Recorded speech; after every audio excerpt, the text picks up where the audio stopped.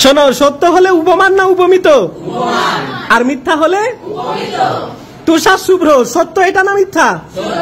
তাহলে এটা উপমান। আর বাহুলতা উপমিত, কারণ এটা মিথ্যা, তাই তো? বাহুলতা হচ্ছে মিথ্যা, তাই এটা উপমিত। কারণ কারো বাহু হাত, হাত তো আর লতার মতো হয়? কারো হাতকে কি আমরা বলতে পারবো তোমার এটা লতা? তাহলে এটা মিথ্যা, মিথ্যা হলে উপমিত।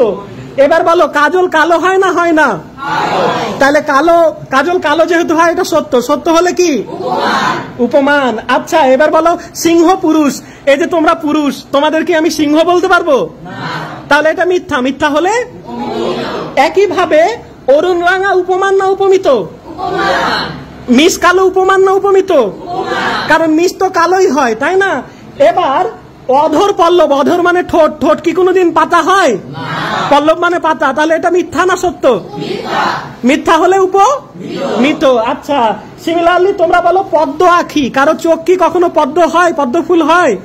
তাহলে এটা মিথ্যা, মিথ্যা হলে উপমিত। এবার তোমরা বলো ফুলকপি, এই কপিকে কি আমরা ফুল বলে ডাকতে পারবো? না, মিথ্যা না সত্য?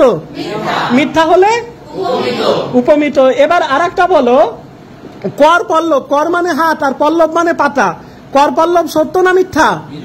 মিথ্যা হলে উপমান না উপমিত? উপমিত। এবার আরেকটা বলো, মুখ চন্দ্র, কারো মুখ কি চাঁদ? কারো মুখ চাঁদ না, তাহলে এটা সত্য না মিথ্যা? মিথ্যা হলে উপমান না উপমিত? উপমিত। এই কুসুম কোমল, এটা কি ধরেছি?